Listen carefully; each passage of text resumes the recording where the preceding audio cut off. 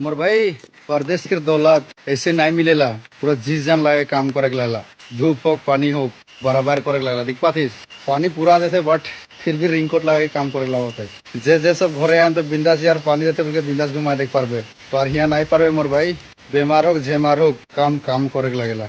जे सब कंपनी के लाभ मैंने तो बिंदास यार अच्छा से काम करते बट जे सब बाड़ी के काम करते जे गाय गुरु के काम करते न वो सब पूछबे जिंदगी जैसे जे में कई काम लागते यार। बारिश के टाइम में इतना मौसम खराब होला ना केरला में। पर रोज दिन पानी आवेला एक दिन भी नहीं। काम जाए मनो नहीं लगेला न तो तपियो अच्छा कपड़ा पहन के जाए लगेला।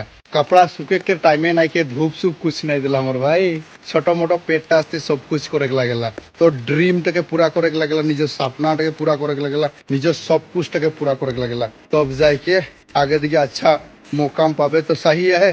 नहीं पावे तो इससे यार जवानी बर्बाद हो जाए।